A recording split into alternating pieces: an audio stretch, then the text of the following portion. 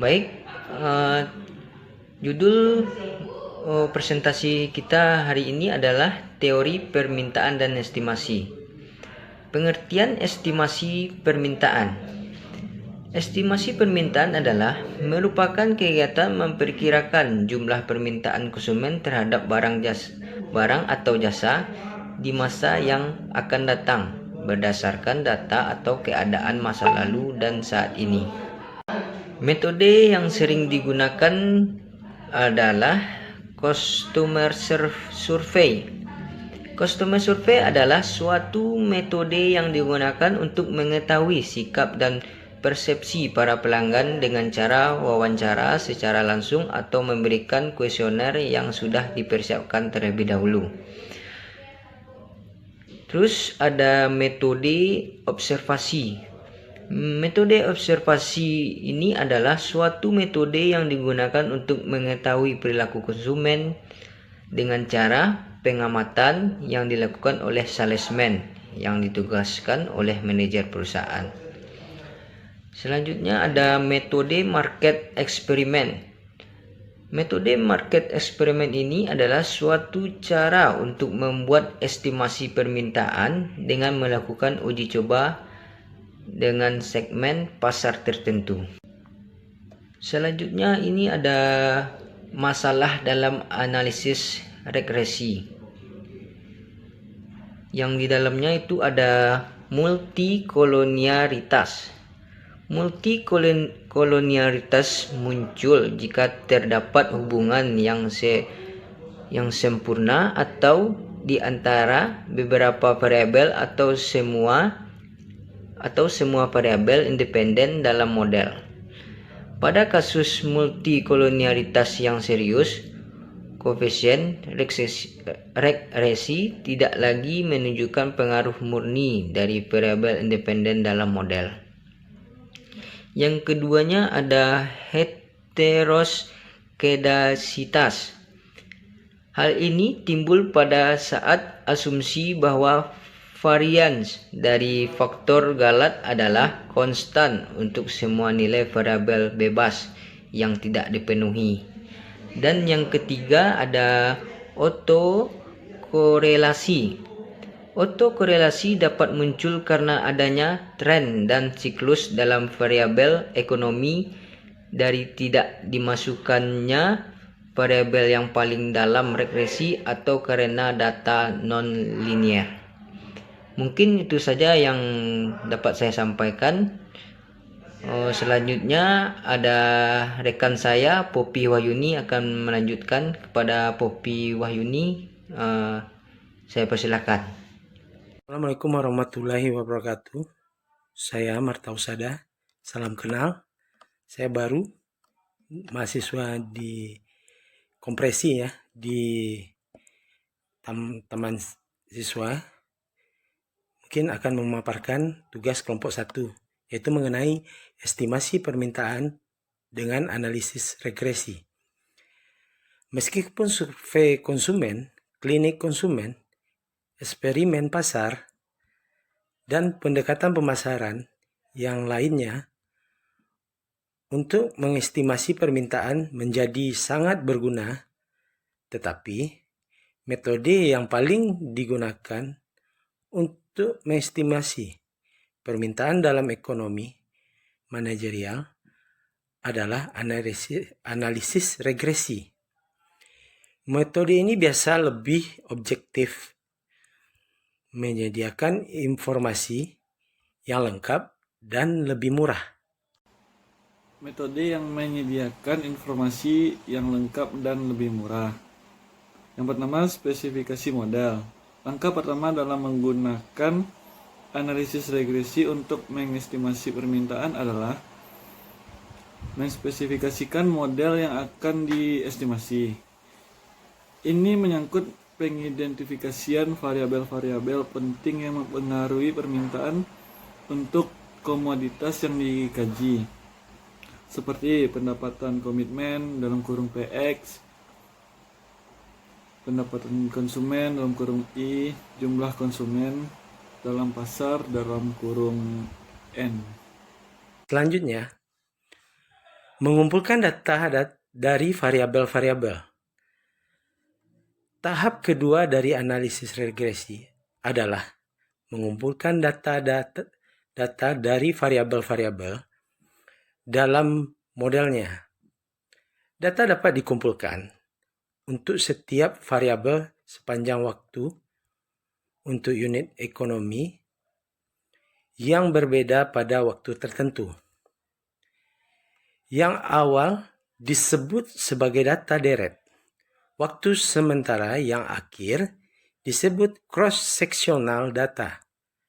Setiap data mempunyai keuntungan tertentu, tetapi jika mengarah pada masalah estimasi tertentu. Sekian, terima kasih. Marta Husada dari kelompok 1. Assalamualaikum warahmatullahi wabarakatuh. Saya Ari Putra akan melanjutkan presentasi dari teman saya, yaitu Bapak Marta Husada, yang berjudul Teori Permintaan dan Estimasi. Selanjutnya, yang ketiga, menspesifikasi bentuk persamaan permintaan.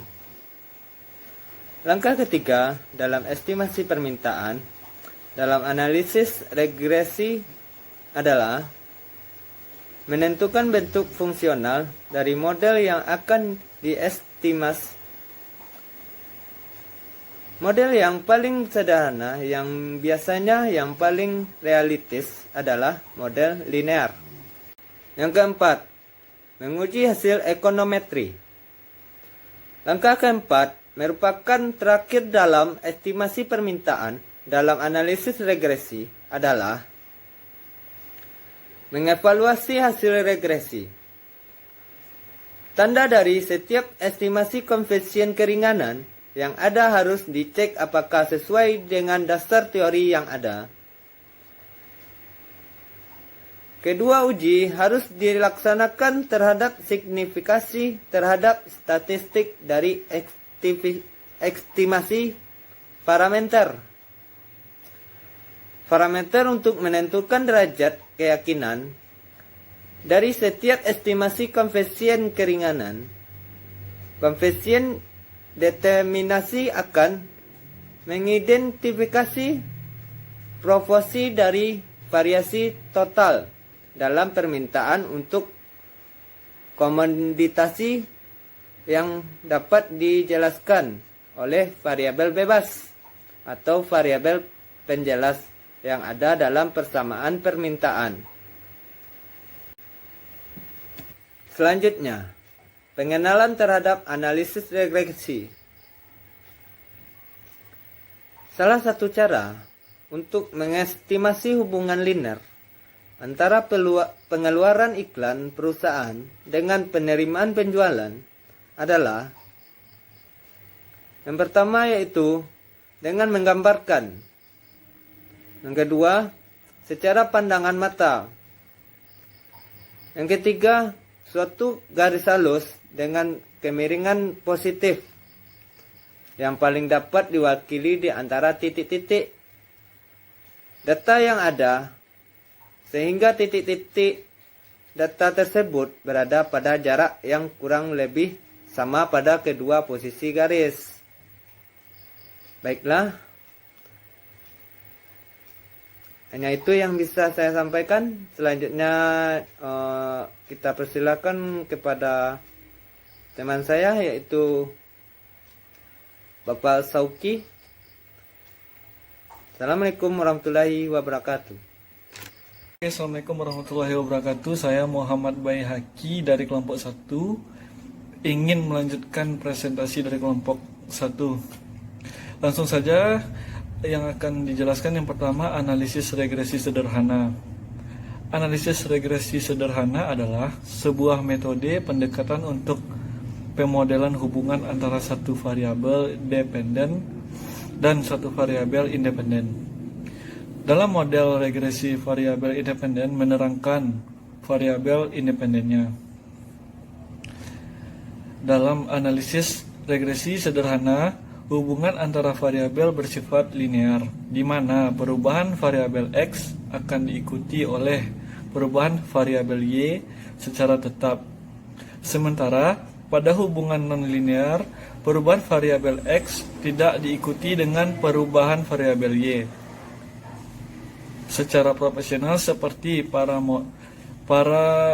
model kuadratik. Perubahan X diikuti oleh kuadrat dari variabel X. Hubungan demikian tidak bersifat linear.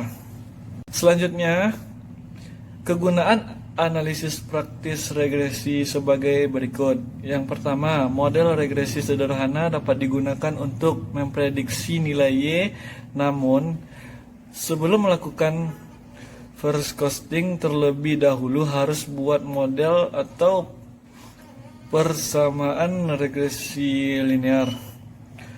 Yang kedua, mengukur pengaruh variabel X terhadap variabel Y.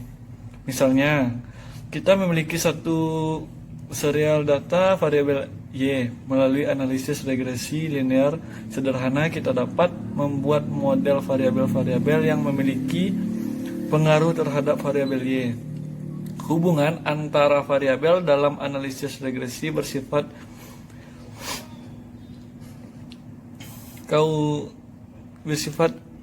kausalitas atau sebab akibat. Bisa juga disebut dengan sebab akibat. Ya, selanjutnya masalah dalam analisis. Masalah dalam analisis yang pertama itu terbagi tiga. Yang pertama multikalinearitas, yaitu memperluas ukuran sampel menggunakan informasi sebelumnya melakukan transformasi terhadap fungsional, membuang satu dari variabel yang memiliki korelinear tinggi. Yang kedua, itu kita bisa lihat heteroskedavisitas. Ini timbul pada saat asumsi bahwa varian dari faktor galat adalah konstan untuk semua nilai dari variabel bebas yang tidak dipengaruhi. Hal ini sering muncul dalam cross sectional data. Selanjutnya yang ketiga itu autokolerasi. Kapanpun terjadi galat atau residual yang berurutan berkolerasi, kita memiliki autokolerasi atau kolerasi serial. Pada saat galah yang berurutan mempunyai tanda yang sama, autokolerasinya positif. Pada saat gambar berubah secara teratur, kita mempunyai autokorelasi negatif. Mungkin itu saja yang dapat disampaikan dari kelompok kami, yaitu kelompok 1. Apabila ada pertanyaan, tolong di komen aja. Oke, terima kasih. Wassalamualaikum warahmatullahi wabarakatuh. Ya, selanjutnya masalah dalam analisis.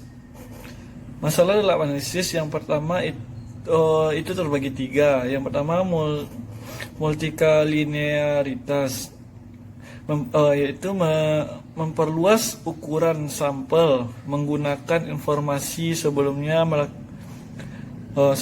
melakukan transformasi terhadap fungsional, membuang satu dari variabel yang memiliki korelinear tinggi. Yang kedua, itu kita bisa lihat heteroskedavisitas. Ini timbul pada saat asumsi bahwa varian dari faktor galat adalah konstan untuk semua nilai dari variabel bebas yang tidak dipengaruhi. Hal ini sering muncul dalam cross sectional data. Selanjutnya yang ketiga itu autokolerasi. Kapanpun terjadi galat atau residual yang berurutan berkolerasi, kita memiliki autokolerasi atau kolerasi serial pada saat galah yang berurutan mempunyai tanda yang sama. Autokolerasinya positif.